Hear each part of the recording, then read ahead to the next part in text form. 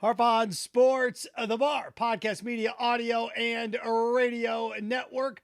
What do we have in store for you on this edition of the program? Well, starting off with Keyontae Johnson's call, deciding to enter the transfer portal, may play collegiate basketball somewhere else after basically being out at Florida for almost 2 full seasons. With his heart condition, Florida never cleared him to play.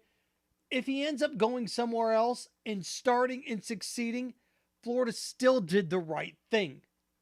We're going to tell you why, no matter what happens with Keyontae Johnson going forward, after his heart problem, Florida was correct. Despite what happens. Regardless of what happens going forward. So we're going to look at that. Also, a couple other things. Draft's done.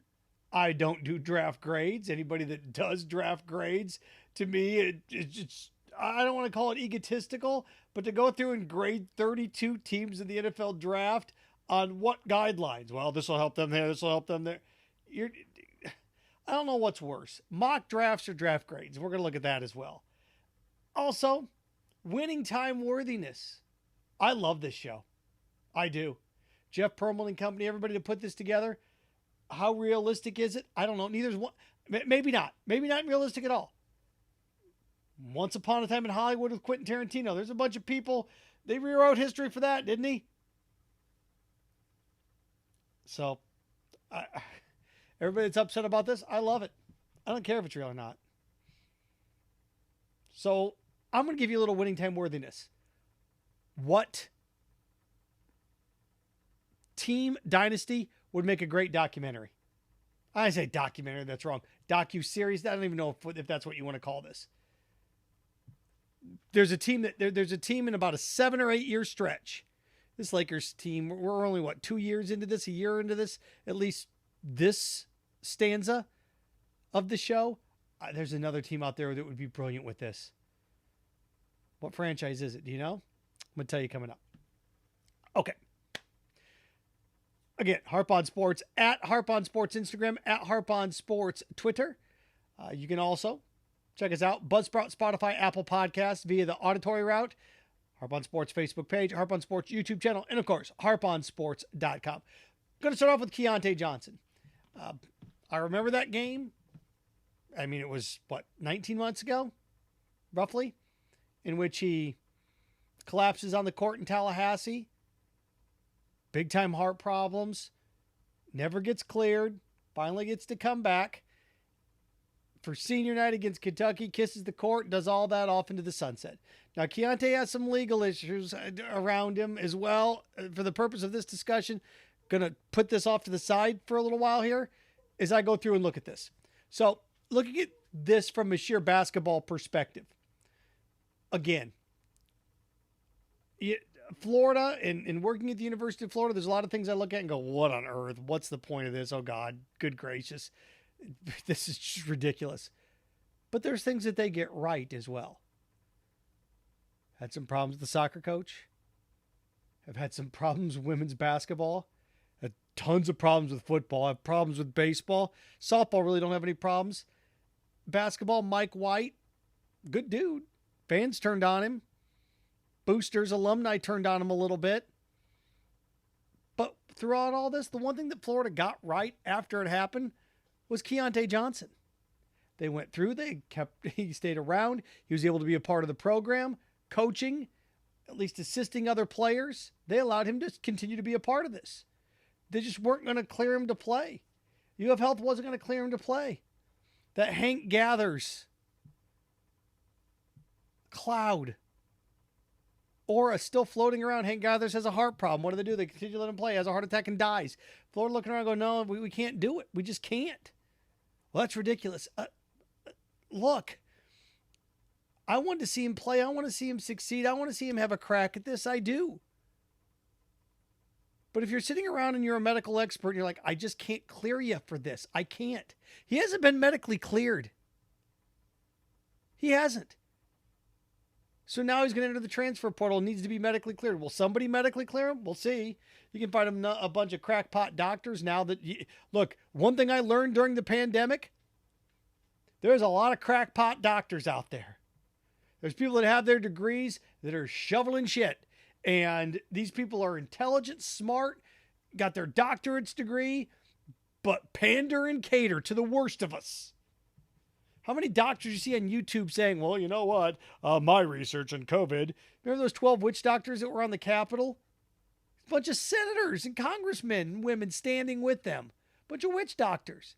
The president gets COVID, doesn't go to them, goes to where? Bethesda, goes to a real hospital. So one thing I've learned through all this is there's doctors that'll clear you for everything. Now, if a doctor would clear Keyontae and he's one of these weirdo witch doctors, does that mean the school greenlights it? I don't know. Again, this is one of these things that I don't know. But I'm okay with Keyontae entering the transfer portal. And Gator fans, if he gets cleared somewhere and ends up playing, that's fine. There have been people, and you've seen this, I've seen this, that needed to get fired, that needed to not be promoted, that they weren't ready for it yet, or they needed that to get their life back on track. You ever know anybody that's been married more than once? They needed the first one to fail to get the next one right. Those things happen. You ever have more than one job? One didn't work out. Another opportunity created itself. I've had multiple jobs. You had multiple girlfriends, multiple anything. One didn't work out anymore, so you needed to try something else. That's how I look at this. I want to see him do well. But I understand why Florida never cleared him. Risk, reward. Well, he really wants to play. He'll sign a waiver. Say Keyontae signed a waiver and had a heart attack and died on the basketball court. Nobody's going to remember that he signed a waiver. Sometimes somebody needs to be the adult and say, no, you're just not. Look, we wish you nothing but the best, but it's not going to happen here. It's just not. We'll put our arm around you. We'll love you forever, but it's not going to happen here. We care about you too much to clear you. Now, are they saving their own? You know what? Yeah, you bet. Are you saving yourself? Maybe a little bit. Err on the side of caution. But I'm not going to let you do this. Not worth the risk. It's not exactly the same, but the movie was out a little while ago and I was watching it, Boys in the Hood. Lawrence Fishburne's got the balls and he's wanting Cuba Gooding Jr. to come back. No, son. No.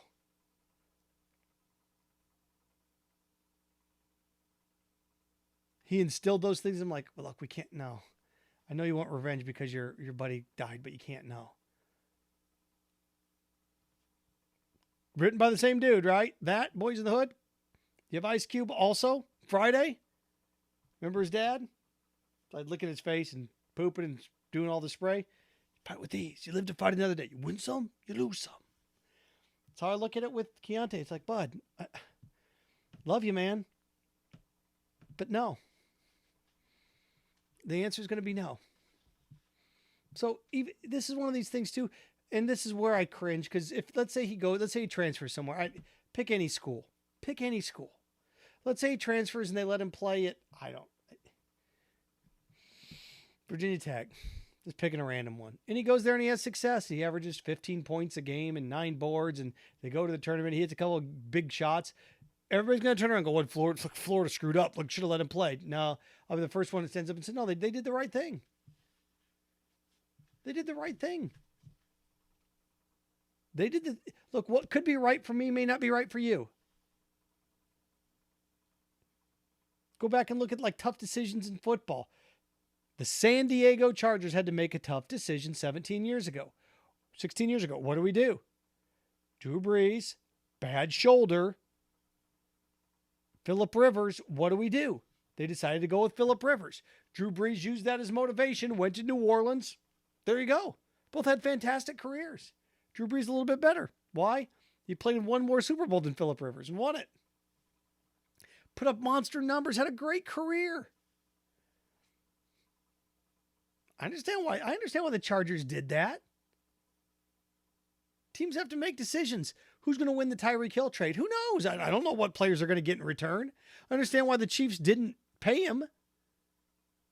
Can't afford $400 million for a quarterback, $150 million for a receiver, another $100 million for offensive lineman. You got to make some decisions every now and then.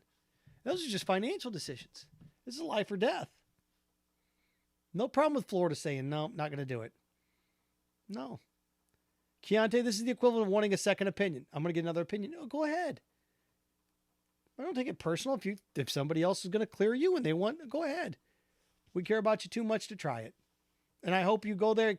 I hope you go, they clear you, and they let you score 30 points a game, and you become the Naismith Player of the Year. Hope it happens. But we can't let it happen here. So, Florida, not at fault at all. A lot of things the University of Florida does that I just sit here and say to myself, oh my gosh, this isn't one of them. From that to this, speaking of the draft, other sport. Oh, by the way, Keyontae, $5 million policy if he never plays basketball again. It's going to be interesting to see what happens because let's say he can play, but nobody will clear him and he has to go like to a Sun Belt school or a MAC school to get clearance. Do you risk that $5 million policy to go play collegiately? I don't know. That'll be interesting. But I'll give him credit for trying. Draft. Oh my gosh. I've been sitting here thinking about this for about 3 or 4 years now. And every year it gets worse for me. It does. To me, mock drafts are entering the Mount Rushmore of sports when it comes to things. I despise Mount Rushmores of sports. I did one of these like when I was 22, 23 on the year because I thought it was innovative and cool.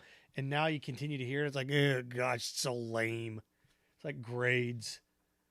Grading the NFL draft, grading teams. Colts, B+. Browns, C-. How? How do you do it? Well, what criteria are you using? Needs? Wants? The Chiefs gave up 2 first-round draft picks to move up and draft Patrick Mahomes and sat him for a year. Now it looks great. Nobody blinked an eye. Nobody blinked an eye when the Chargers drafted Ryan Leaf. Then a year later, what did we have? Tim Couch, Donovan McNabb, Achilles Smith. The fans that booed the most were Eagles fans. The Bengals thought they nailed it. Browns thought they nailed it. The fact that Tom Brady went in the 6th round. Tom Brady went in the 6th round and we're still doing draft grades. Draft grades and mock drafts. And mock drafts, 1st round, 6th round mock. Oh, this is great. What % of mock drafts get it right? Can you think of anything in sports that has a higher failure rate than mock drafts? Well, they're fun. Oh, okay, but they're worthless. They're worthless. I look at mock drafts like I look at everybody else's fantasy football team. I don't care. You're never even close. Never even close. And which is weird. And this is why draft grades, for lack of a better term, suck. Okay? Because what happens is mock drafts comes out and everybody's like, oh, this is what they're going to do. They need to go receiver. They need to go defensive end. This is what they need to do. And then the team doesn't do it. Everybody's like, oh, look, they don't know what they're doing. This guy was available. Under what criteria? And I understand, like, you know, Mel Kiper and Todd McShay, Bucky Brooks said, look, I get it. I get it. Draft's $1 billion industry now. Combines, look, I get it. But after this weekend, I look around and say, oh, mock drafts. You know why? Because the reality of it's so much more entertaining. Imagine if the NFL draft ever went like any mock draft that you have seen. Boring. What do we have, 9 trades this year? You basically can never do a mock draft without making a trade. And if you make a trade in a mock draft, I didn't see the Lions moving up. I didn't see the Chiefs moving up. Maybe I saw the Chiefs moving up a little bit, but then what you get in return, the movement all over the board. Teams moving out of the 1st round, teams moving into the 1st round, teams moving up into the 2nd, teams moving out of the 2nd. We have 9 draft day trades. We have a record number of receivers go. Nobody got any of those in the mocks. Mock drafts are worthless. Well, they keep me entertained, and that's fine if they keep you entertained. You want to look at that stuff? Go for it. You like it? Go for it. I'm just telling you what I went through and look. I went through and found a mock draft that got 7, not necessarily the team, but the right location, because you can't even guess teams. The best mock draft I saw had 7 of the correct slots or teams. So the Chiefs draft Karlaftis, there's a mock draft that had him going to the Chiefs, but not at the pick that he went. The pick earlier, because they had him drafting him earlier because they moved up. See, so you count that. I guess you count it even though it's the wrong pick. Wrong number. Right team. So I just look at him and like, oh, look at the latest mock, our latest mock. There's nothing more worthless than a mock draft. Maybe grades for teams. I still think it's funny that Seahawk Legion of Boom draft, Richard Sherman, 3rd round or whatever it was, that was it Cam Chancellor or something? That mock draft got a C. The mock draft that landed 3 players in the Legion of Boom in Seattle got a C. On ESPN. C. Legion of Boom, C. Mock draft. NFL grades. To me, well, how else do you talk about? You talk about building blocks. Talk about plans. Like this. For years and years and years, the Lions seemed to be a team that didn't have a plan. Look like it now. They move up and they get a playmaker from Alabama at wide receiver, don't they? He's got a torn ACL. He may not play for 2 months. So what? You look around and you see, oh my gosh, he went defensive line. They're building the trenches. At least they got a plan. We've got to get better up front. So they go out and get all SEC football players. Maybe one of the top 4 or 5 defensive linemen in the SEC. They go out and get the best defensive lineman in all of college football. It's like, wow, at least it's a plan. Now, it may not work.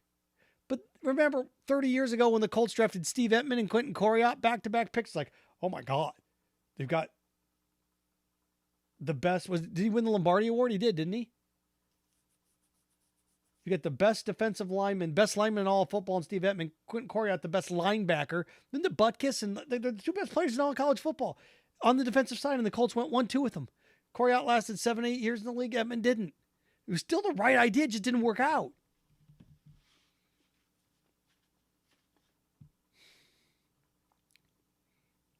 Sometimes you get Kevin Durant. Sometimes you get Greg Oden. Bust. All right. Giannis didn't go number 1 overall, did he? So, wow. Grades and mocks. Okay. Wrapping with this. Speaking of basketball, let's still transition here. Winning time. No secret. I love it. Wish I had my Lakers shorts on. I love Winning Time. I think it's a great show. It's great storytelling. Well, it's not historically accurate. Okay. So, neither's Rudy. Think about this. Everyone's upset about Winning Time. It's like, oh, it's not a very, very fair portrayal. Do you know the movie Rudy? His brother that's a dick to him the whole movie never existed? Made him up. Also, Rudy leaves off the 3 years that Rudy was in the Navy. He was a Gold Glove boxer. Golden Gloves. Rudy was a fighter. He was a Golden Glove boxer. He's 6 foot. It wasn't. Come on. Remember the Titans linebacker that gets paralyzed after the year, not during the season. After the year, there are liberties that take place. Sometimes they make villains. In Rudy, Dan Devine, head football coach, the jersey on the death scene. They made Dan Devine the villain. Dan Devine loved Rudy, wanted him to play, played him. And those aren't the only 2 movies. Miracle, Liberties. Took liberties. There's a bunch of movies out there that are based on historical, based on accuracy. Hoosiers. The movie Hoosiers. Who's the real underdog? It's a small school. Well, do you know then how many desegregated schools there were in Indiana in the 40s and 50s? Not too many. Is it based loosely on a real story? Yeah, it is. But isn't the real underdog there the school African Americans that don't get the crack. Think about where you are with a movie like Hoosiers. Oh, and what's the Josh Lucas Texas Western UTEP, turned into UTEP one. Think about like within a 5-year stretch, like the first all African American team that wins a national title. Wow, what an underdog story. In the same 5-year stretch, the movie the real Hoosiers takes place. So you have a story of a bunch of white students that beat all African American team. Wow, what an underdog story. Collegially, team of all African Americans starting beat white team. Oh, what an underdog story. Well, wait a second here. Wait a second. There's just some stories that are, they fib. So that's how we're winning time. So what? So what if some of the stuff isn't true? Still a great story. And people get lost. Everybody, Jerry West. The real dynamic of all this is Dr. Jerry Buss, Magic Johnson, and Kareem. That's the story. Adrian Brody is Pat Riley's a nice little kicker too. But it's not about Jerry West. It's about the Kareem Magic tandem, Jerry Buss. So I was thinking, Jeff Pearlman, who I've interviewed, talked to Jeff numerous times on my shows. I don't know if Jeff's planning to write another book, or putting together a series. He obviously has great source material. So Jeff, HBO, I've got your next one. I've thought about this. It has to have some cachet. It has to have some distance between now and then. Because they're talking about 40 years ago with this series. 40 years ago. So you need a little bit of a gap. So the member berries and the nostalgia can kick in. 2 years ago, The Last Dance, we were mesmerized by that over the course of a month, weren't we? The Last Dance mesmerized us for weeks. So I was thinking about that. The Last Dance, okay, that's the 90s in the Bulls. Okay, that would have been a fun one too, but they did the Lakers instead. I get it. I get it because based on Jeff Pearlman's book, okay, what else could we do? Boy, Brady and the Patriots, that's still too soon. Boy, the Steel Curtain was fun, but I don't know what type of drama there would be behind that one. Boy, you need a charismatic coach. You need an interesting owner. And you need drama. Got it.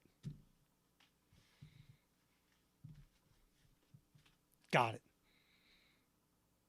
You can call it so many different things.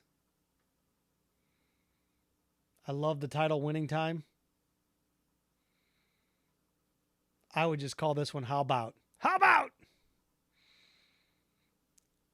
I think the next HBO series, Jeff Pearlman Company, about the Cowboys. Think about what make winning times work. You got a charismatic owner. You got coaching behind the scenes struggles. You get the team being put together. Although this team was actually pretty good when, they started to get things going with Jack McKinney and company. Think about how great that would be with... Think about this. Jerry Jones buys the Cowboys. He fires Tom Landry, hires Jimmy Johnson. Here we go. 1-15. Drafting of Emmitt Smith, the Herschel Walker trade. Tell me an HBO series on the Dallas Cowboys, that 5 or 6 year run. You could have 3 seasons, 4 seasons. Season 1 could be just Jimmy Johnson leaving Miami and going to Dallas and drafting Troy Aikman and building that and firing Tom Landry and Jerry buying. That'd be a great, great rundown. So the next big one that would work. And look, there's other, I think the Patriots could work too. And I've been sitting around and thought about Jeter and the Yankees, but I think we need to go even back farther. Winning Time HBO is fantastic storytelling. I love it. If and when they do another one, please make it on the Cowboys. You need charismatic owner, charismatic coach, volatility, stars. What they call that? What they call it? The White House? What they call that? Because of all the cocaine with the Cowboys in the 90s. This guy's selling drugs, marijuana, cocaine. I love it. Please, Jeff. I don't know how I can help, but I'd love to help. I'd love to see Winning Time when it's done. Series on the Cowboys next. I think it'd be fantastic. So there you go. Harp on Sports, the Bar, Podcast Media, Audio, Radio Network. Follow, share, like, subscribe at Harp on Sports Twitter, at Harp on Sports Instagram, Harp on Sports, the Facebook page, Harp on Sports, the YouTube channel. The podcast available for you, Buzzsprout, Spotify, and Apple Podcast. And, of course, harponsports.com. Check it out. And remember, stay clean, stay focused, stay strong. Frankenstein. Have fun with your friends.